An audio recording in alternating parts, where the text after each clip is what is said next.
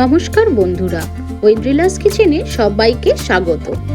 আজকে আপনাদের দেখাবো সর্ষে দিয়ে পমফ্রেট মাছ। আমি কিছু মাছ নিয়ে নিলাম, ভালো করে জলে ধুয়ে রেখেছিলাম।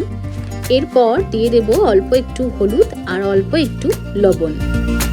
এরপর আমি এগুলো ভালো করে মাখিয়ে নেব, মাখিয়ে বেশ কিছুক্ষণ রেখে দেব। আপনারা কিন্তু এর সাথে লঙ্কার গুঁড়ো অ্যাড করতে পারেন, অবশ্যই কাশ্মীরি লঙ্কার গুঁড়ো, তাতে কালারটাও খুব ভালো আসে। এরপর একটি কড়াই নিলাম, কড়াইতে বেশ কিছুটা সর্ষের তেল দিয়ে দেব।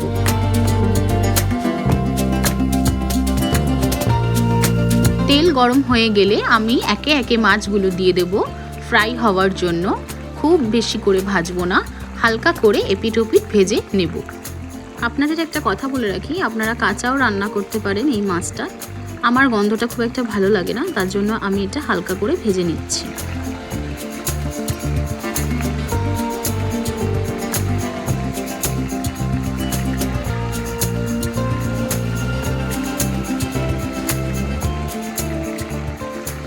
মাছগুলো ভাজা হতে থাক, তারপর আমি রেডি করে নেব আমার পেস্ট তৈরি করার উপকরণ। একটি বাটি নিয়েছি কিছুটা কালো সর্ষে, সাদা সর্ষে আর দু চামচের বড় চামচ পোস্ত। এইগুলো আমি জলে ভিজিয়ে নেব বেশ কিছুক্ষণ, তাহলে আমার বাটতে খুবই সুবিধা হবে। আমি বেশ কিছুক্ষণ ভেজাতে পারিনি, হয়তো 10 মিনিটস ভিজিয়েছিলাম। আপনারা চাইলে এটা 1 ঘন্টা থেকে 1.5 ঘন্টা ভিজিয়ে রাখবেন, তাতে এগুলো ভালো নরম হয়ে যাবে আর খুব তাড়াতাড়ি পেস্টটা সুন্দরভাবে মিক্সড হয়ে যাবে আর পেস্টের মধ্যে কোনো রকম দানা দানা ভাব থাকবে না।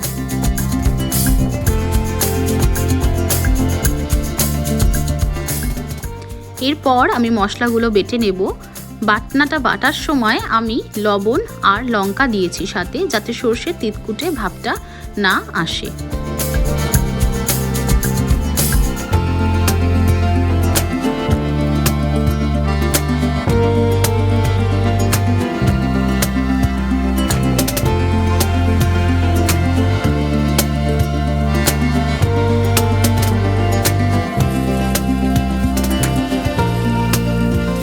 এরপর মাছগুলো ভাজা হয়ে গেলে মাছগুলো আমি তুলে নেব একটি পাত্রে।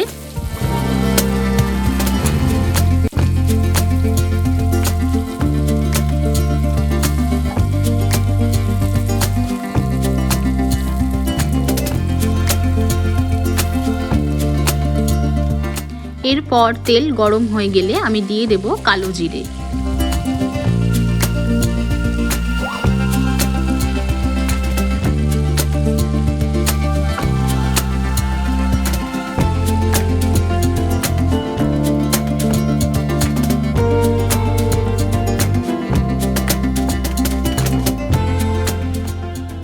তারপর আমি তেলের মধ্যেই হলুদ দেব অল্প, বেশ কিছুক্ষণ ধরে নাড়াচাড়া দেব, কিন্তু যাতে এটা না পুড়ে যায় সেদিকেও আপনাদের খেয়াল রাখতে হবে।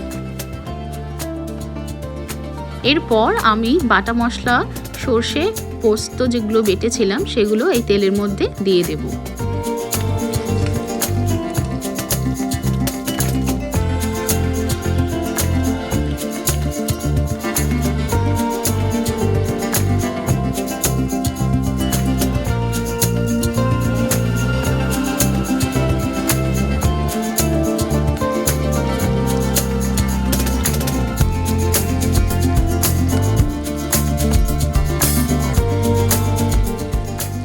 মশলাটা ভালো করে কষিয়ে নেব তেলের মধ্যে, যাতে কোনো রকম কাঁচা গন্ধ না থাকে।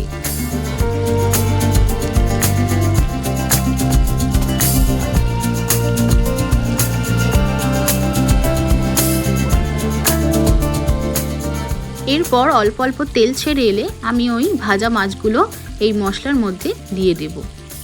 দেখুন পাশ থেকে তেল বেরিয়ে আসছে, তার মানে মশলাটা ভালো মতন কষানো হয়ে গেছে।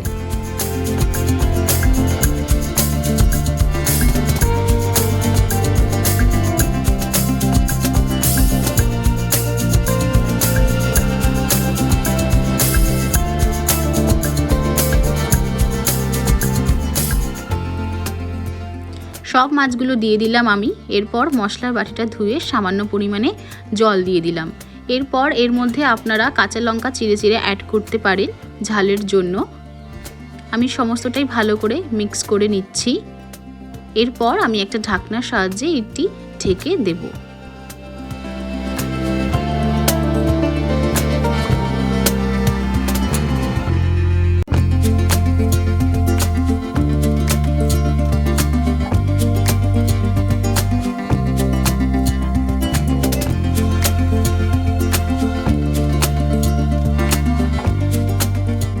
বেশ কিছুক্ষণ ঢাকনা দিয়ে রান্না করলাম। এরপর ঢাকনা খুলে দেখুন কি সুন্দর তেল বেরিয়ে এসেছে। আমার রান্নাটা কমপ্লিট। গরম গরম ভাতের সাথে এই সর্ষে পমফ্রেট খুবই ভালো লাগে। আপনারা বাড়িতে ট্রাই করবেন আর আমাকে কমেন্টে জানাবেন কেমন লাগলো আপনাদের। শেষে একটু ধনেপাতা দিয়ে দিলাম যাতে ফ্লেভারটা খুব ভালো আসে আর খেতেও ভালো লাগবে।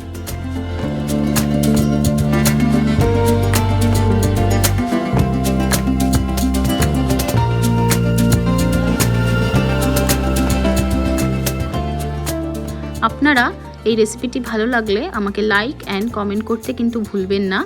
আবার আপনাদের সাথে দেখা হবে নেক্সট ভিডিওতে। আমি অন্য কোনো একটি রেসিপি নিয়ে আসব।